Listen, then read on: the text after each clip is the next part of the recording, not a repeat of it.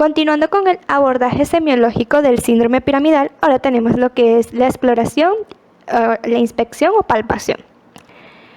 Aquí evaluaremos lo que es el sistema motor, que incluye la exploración de la masa muscular, el tono y la fuerza. En cuanto a la masa muscular, el tamaño de los músculos varía mucho, entonces debemos tener en cuenta lo que es la edad, el sexo, la constitución corporal, la profesión, el estado nutricional y el entrenamiento del paciente. Entonces debemos evaluar lo que es el volumen del músculo mediante la inspección, palpación y la comparación de otros músculos. En la exploración de la masa muscular podemos encontrar lo que es una atrofia muscular o pérdida del volumen, hipertrofia o aumento del tamaño del músculo. En cuanto a la valoración del tono muscular, es la resistencia a la movilización pasiva. El tono de cualquier grupo muscular va a depender de la localización, la posición del individuo, la capacidad de realizar los movimientos de manera voluntaria. La determinación del tono es una cuestión de experiencia personal y a veces resulta bastante difícil para el explorador evaluar cuantitativamente. Sin embargo, hay ciertas variaciones que podemos encontrar respecto al tono muscular que están fuera de lo normal, que es una hipertonía o aumento del tono.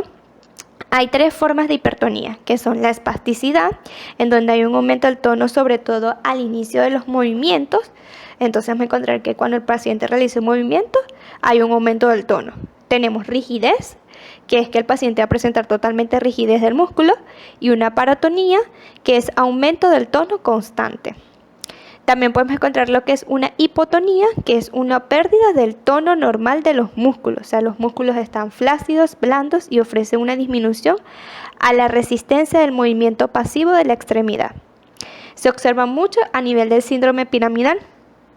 Entonces, teniendo en cuenta los anteriores términos de hipotonía, hipertonía, atrofia, hipertrofia, espasticidad, rigidez y paratonía, entonces, ¿cómo lo observaremos nosotros como clínicos en la exploración? En reposo, si hay espasticidad, las extremidades adoptan una postura fija, que puede ser hiperextensión o con más frecuencia es aumento de la flexión. En la hipotonía, la extremidad adopta una posición que viene dada por la gravedad.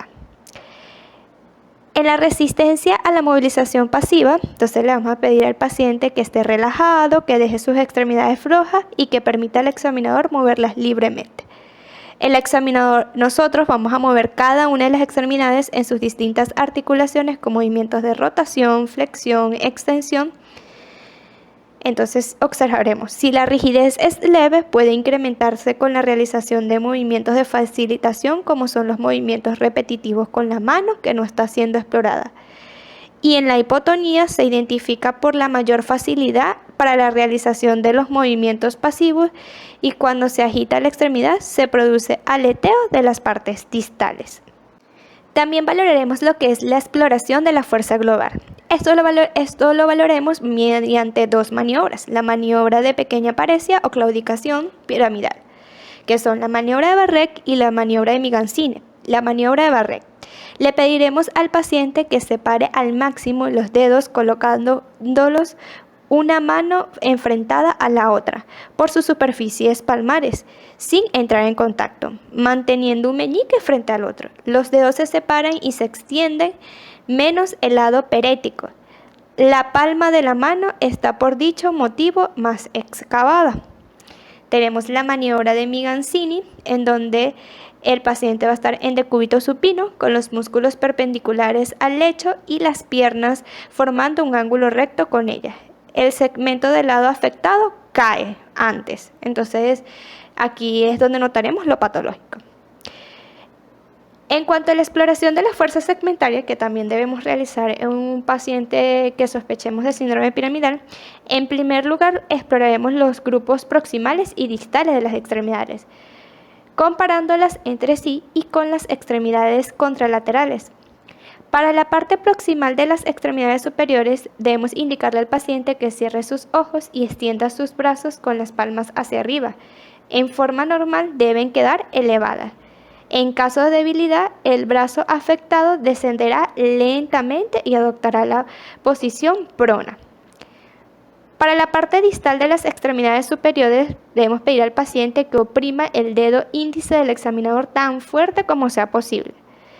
El examinador debe tener algo de dificultad para retirar el dedo. Para la parte proximal de las extremidades inferiores,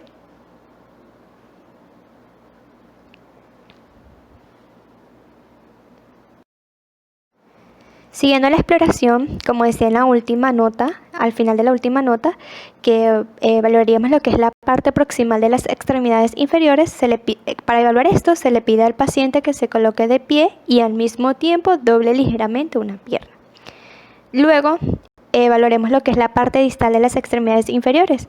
Entonces, para valorar la flexión plantar, se le pide al paciente que se camine de puntitas o de puntillas, y para valorar lo que es la flexión se le pide al paciente que camine de talones. Luego se evaluarán lo que son los reflejos. Dentro de los reflejos se evaluarán los que son los reflejos superficiales y los reflejos profundos. En los reflejos superficiales se evalúa lo que es el reflejo abdominal superficial.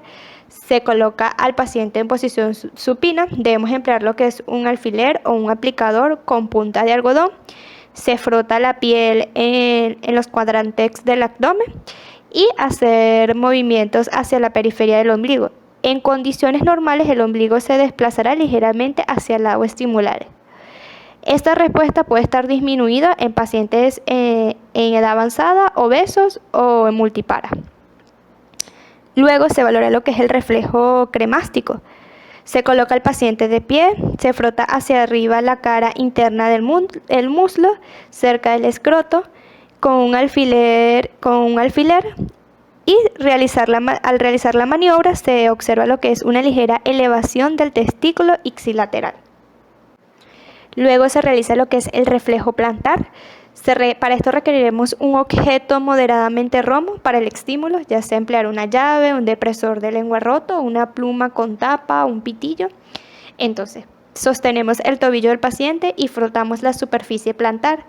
Iniciar en el lado externo del talón y continuar hacia arriba, en dirección hacia la cara plantar de la cabeza de los metatarsianos. Hacer una curva en dirección interna de la cara plantar del primer dedo. En condiciones normales observaremos lo que es una ligera y breve flexión de todos los dedos de los pies. Luego se valora lo que es clonus. Se valora si los reflejos de las extremidades inferiores están hiperactivos. Se puede desencadenar al mantener una tensión sobre el tendón de Aquiles. Para ellos se realizará de una forma rápida una dorsiflexión del pie y se ejerce una ligera presión en el pie del paciente. En condiciones normales el pie puede mostrar lo que es una flexión plantar 2 veces, mientras que más sacudidas indican reflejos hiperactivos, aunque normalmente no siempre es indicativo de que sea patológico. Luego tenemos lo que es el signo de Babinski, o la maniobra de Babinski, que es la estimulación de la planta del pie extendiendo el dedo gordo. Generalmente está asociado a un movimiento de abanico de los demás dedos. No siempre es obvia. La respuesta a veces es ambigua en diferentes pacientes. Puede realizarse también de otras maniobras para ver el signo de Babinski. Tenemos el de Chadok.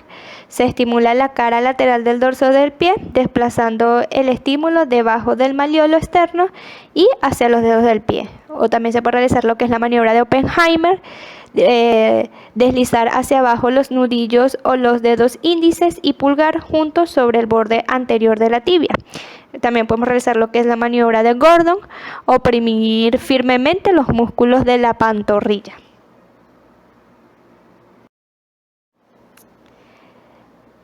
En esta lámina observaremos un cuadro que es lo que encontraremos en la exploración física de un paciente con síndrome piramidal. Una vez realizado todas las maniobras que fueron mencionadas en la lámina anterior y realizar una buena anamnesis del paciente y viendo los resultados que se observan mediante estas maniobras, entonces tenemos lo siguiente. Con respecto al tono va a estar aumentado, puede haber una espasticidad. Los reflejos músculos tendinosos se encuentran exaltados, los reflejos superficiales van a encontrarse abolidos, clonus presente, reflejos patológicos presentes, especialmente signo de Babinski, y a una atrofia discreta, ya sea por desuso de los músculos. El síndrome piramidal es posible reconocer alteraciones de diferentes funciones neurológicas, las que se pueden agrupar en signos positivos y signos negativos, como encontramos en el cuadro de la lámina. En los signos negativos tenemos la debilidad o paresia, arreflexiva superficial o cutánea mucosa, pérdida de la destreza, atrofia leve por desuso. Y dentro de los signos positivos vamos a tener espasticidad, hiporreflexiva osteotendinosa profunda, clonus, cincinesias y signo de Babinski. Por lo general, los músculos siempre se encuentran afectados en grupo. En esta diapositiva observaremos un cuadro en donde vamos a encontrar los signos que se encuentran en el síndrome piramidal, a nivel del tono muscular, a nivel de los arcos reflejos y a nivel de la motilidad involuntaria o asociada. A nivel del tono muscular tenemos lo que es la hipotonía o hipertonía. Hipotonía, que es una disminución del tono muscular donde los músculos se encuentran blandos, flexibles y con una disminución a la resistencia, tal como se observa en la imagen superior izquierda de la diapositiva. Tenemos también lo que es una hipertonía, o podemos observar en el síndrome piramidal una hipertonía, que es un aumento del tono muscular, tal como se observa en la imagen superior derecha. En el arco reflejos, en los reflejos profundos, superficiales, a nivel profundo vamos a tener lo que es una hiporreflexiva profunda u osteotendinosa, que no es más que un aumento de los reflejos osteotendinosos o profundos. Tenemos también a nivel superficial lo que es una arreflexiva superficial o cutáneo mucosa, que no es más que una disminución de los reflejos superficiales o cutáneo mucosos. Y anormal vamos a obtener lo que es el signo de Babinski, que se observa en la imagen del medio, que lo podemos encontrar normal o patológico. A nivel de la motilidad involuntaria o asociada, encontramos lo que es el clonus y las cincinesias. El clonus, el cual es en condiciones normales, el pie puede mostrar flexión plantar una o dos veces, más de 2 sacudidas indican reflejos hiperreactivos, aunque no siempre es patológico, tal como se observa en la imagen inferior izquierda, y las cincinesias, que son movimientos involuntarios del miembro opuesto pasivo, tal como se observa en la imagen inferior derecha. Cabe destacar dentro de las manifestaciones clínicas del síndrome piramidal que según el sitio de la lesión, los trastornos de la motilidad pueden ocasionar hemiplegia o hemiparesias, paraplegia o parapesias, cuadriplegia o cuadriparesias, monoplegias o monoparesia. Estos se irán explicando más adelante a medida que vaya transcurriendo la exposición.